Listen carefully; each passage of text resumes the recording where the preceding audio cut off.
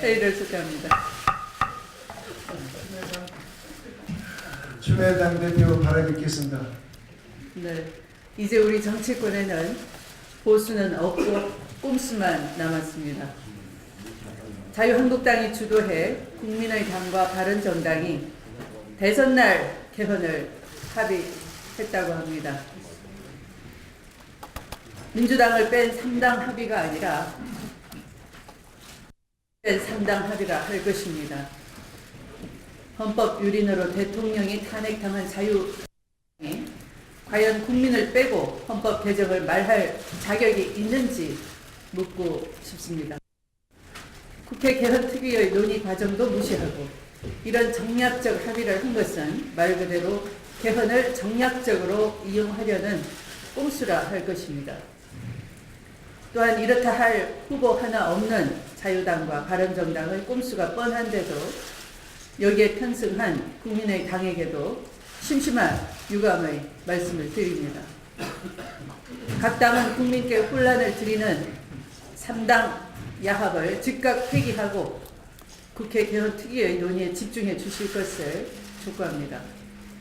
우리 당은 내년 6월 개헌을 목표로 제대로 된 개헌, 국민이 중심이 되는 개헌을 추진해 나갈 것입니다. 검찰이 박근혜 전 대통령에 대한 소환을 통보했습니다. 그러나 벌써부터 검찰의 수사 의지를 의심할 수밖에 없는 일들이 벌어지고 있습니다. 청와대 압수수색을 다시 시도해야 한다는 여론에 대해 검찰은 지금은 큰 의미가 없다라는 납득하기 어려운 입장을 밝혔습니다. 국민들은 이제부터 수사의 시작이다 이렇게 생각하고 있는데 검찰은 이제 수사의 정점에 와 있다라고 하니 듣는 국민이 답답하고 화가 날 뿐입니다. 현재 검찰 수사의 중요한 증거가 될 수 있는 자료들이 임의로 파기되거나 훼손될 우려가 있고 최악의 경우 박근혜 정권의 국정농단 증거들이 대통령 기록물이라는 미명으로 최장 30년간 봉인될 상황에 처해 있습니다. 검찰이 더 이상 청와대 압수수색을 늦출 이유가 없고 조속한 시일 내에 압수수색 영장을 청구하고 황교안 대행은 당연히 협조해야 할 것입니다. 정부의 무리한 사드 배치 강행으로 중국의 보복 정도가 나날이 커져가고 있습니다. 그럼에도 김관진 청와대 국가안보실장은 미국으로 날아가 대선 전 사드 배치를 다시 한번 확인했다고 합니다. 대통령이 파면당한 상황에서 그 참모에 불과한 분이 누구의 하명을 받고 어떤 이유로 이렇게 국가의 중대사를 서두르는 것인지 밝혀야 할 것입니다. 사드 배치는 파면된 대통령의 일개 참모가 결정할 일이 아닌 것입니다. 우리 당은 사드 문제가 국회 비준 대상이라는 점을 여러 차례 밝혀왔습니다. 정부는 졸속 배치가 오히려 국가 안보는 물론이고 경제 안보에도 치명적일 수 있다는 점을 명심해 국회 비준 절차에 응해야 할 것입니다. 아울러 중국의 보복 조치에도 한 말씀 드리겠습니다. 한국 기업에 대한 표적 보복과 한국 관광 금지 명령은 한중 간 전략적 우호 관계를 훼손할 수 있는 대단히 옹졸한 것이라 할 것입니다. 특히 정부 당국의 공식적인 조치가 아닌 것처럼 위장하는 행태는 G2 국가답지 않은 부끄러운 행태로 기록될 것입니다. 중국 정부의 과도한 조치들이 오히려 한국 내 반중 감정을 부추겨 사태를 더욱 어렵게 만들 수 있다는 점을 알아야 할 것입니다. 중국 정부의 자중을 거듭 촉구합니다.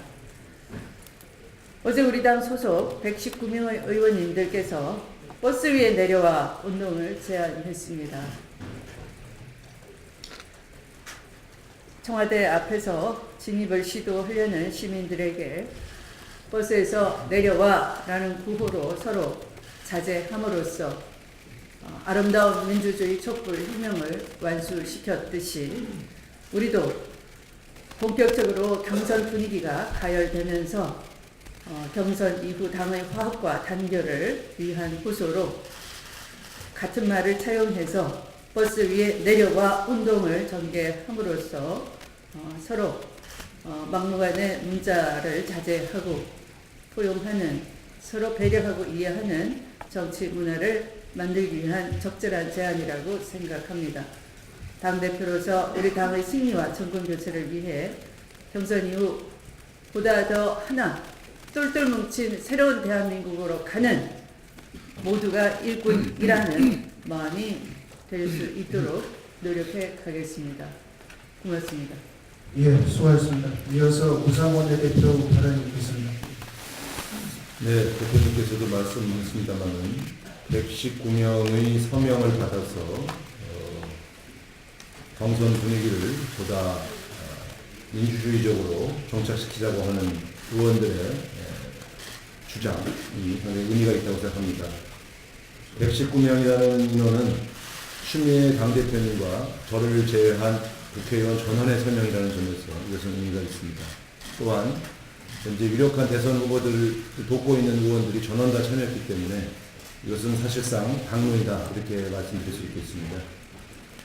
실제로 우리 당원들과 지지자들의 표현의 자유는 보장되어야 합니다. 그렇기 때문에 정책 주장을 하고 싶으신 분들은 저희 당 홈페이지나 SNS로 글을 남겨주시고 개별 의원들에게 자유한국당으로 가라 차라리 이런 식의 문자를 보내시는 것은 표현의 자유 영역을 넘어선 폭력에 가까운 그런 행위라고 생각합니다.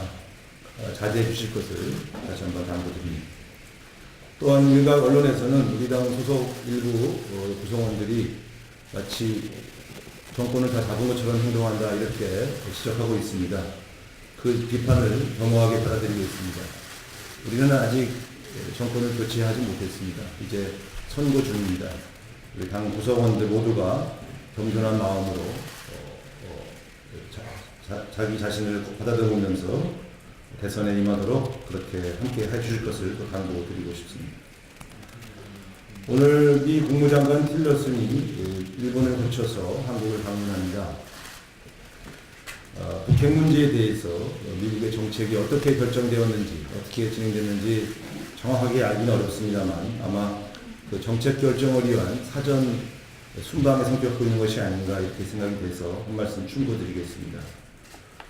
북한의 핵 개발과 미사일 개발, 연이은 무력 도발은 분명히 잘못된 것이고 국제사회가 일치된 목소리로 바로 잡아야 합니다. 또한 이 잘못된 행동에는 일정한 제재가 필요하고 그 제재는 유엔을 중심으로 진행되고 있습니다. 그러나 북한의 핵을 잘못된 것이라고 지적하고 혼낸 것만으로는 불충분합니다. 따라서 미국의 새로운 대북 정책에 있어서 핵을 포기하면 국제사회가 북한에게 무엇을 줄 수 있는지에 대해서도 이야기하기 시작해야 합니다. 결국 대화와 제재를 병행해야만 북한 핵을 포기시킨다고 하는 국제사회의 목표가 관철될 수 있다고 생각합니다. 과거 오바마 정권에서의 전략적 인내 정책은 효과를 발휘하지 못했습니다. 그렇기 때문에 이제 새로운 미 정부는 북핵에 대한 단호한 국제사회의 제재를 주도하면서도 한편으로는 북한 핵을 포기하기 위한 본격적인 대북 협의에 나서야 한다, 이렇게 강조하고 싶습니다. 동북아에서의 군비 경쟁 강화만으로는 북한 핵과 미사일을 포기시킬 수가 없다는 점이 자명하기 때문에 대화를 병행해 주실 것을 다시 한번 당부드립니다. 이상입니다. 예, 수고하셨습니다. 이어서 김영주 최고위원의 발언이 있겠습니다. 검찰이 결국 박근혜 전 대통령이 13가지 범죄를 저지른 현장인 청와대에 대한 압수수색을 포기했습니다. 검찰은 압수수색은 수사 초기 증거 수집이 목적인데 현 상황에서 압수수색은 큰 의미가 없다고 밝혔습니다. 그렇지 않습니다. 안종범의 업무 수첩이 어디서 나왔습니까? 세월호 7시간을 밝혀줄 의약품 불출 대장이 어디에 있습니까? 세월호 재벌로부터 뇌물을 받은 대가로 청탁한 기록이 어디에 남아 있습니까? 바로 청와대입니다. 더구나 지금 청와대에서는 국정농단의 공범들이 급히 사들인 24대의 파쇄기를 돌려 증거를 인멸하거나 30년 동안 볼 수 없도록 대통령 기록물로 지정해 마음대로 빼돌리고 있는데 검찰은 도대체 무슨 말을 하고 있는 것입니까? 검찰총장과 특별수사본부장은 누구의 눈치를 보고 있는 것입니까? 첫 삼성동을 의식하고 있는 것 아닙니까? 검찰총장 스스로 법은 신분이 귀한 사람에게 아부하지 않는다라고 하지 않았습니까? 법원에서 한 달짜리 영장을 받아두고 압수수색을 하려다 막히자 행정법원에 가처분 신청까지 냈던 특검을 보고 느끼는 것도 없습니까? 이미 늦었지만 더 늦기 전에 검찰은 청와대를 즉각 압수수색해야 합니다. 헌재의 탄핵 결정문에는 청와대 압수수색 거부도 탄핵의 논거로 명시되어 있습니다. 박근혜 전 대통령이 탄핵된 이상 청와대도 검찰의 압수수색을 거부할 핑계가 사라졌습니다. 이번이 국민이 검찰에게 준 마지막 기회입니다. 대한민국 검사 선서에 나온 대로 불의의 어둠을 걷어내는 용기 있는 검사, 오로지 진실만을 따라가는 공평한 검사가 될 수 있는 마지막 기회입니다. 청와대 압수수색 포기 제고하십시오. 이상입니다. 네, 수고하셨습니다. 이어서 송영석 최고위원의 발언이 있겠습니다.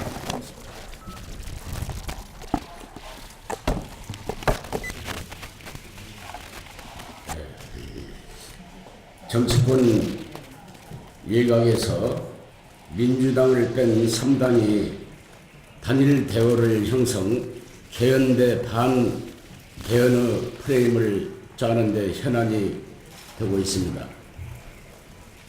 정치를 오래 지켜본 사람으로서 한마디 안 할 수가 없습니다. 자유한국당, 국민의당, 바른정당 3당은 오는 28일 국회 본회의에서 개헌안을 발의하는 것을 목표로 발의에 필요한 의석수를 끌어 모으는 데 총력을 기울이고 있다 합니다.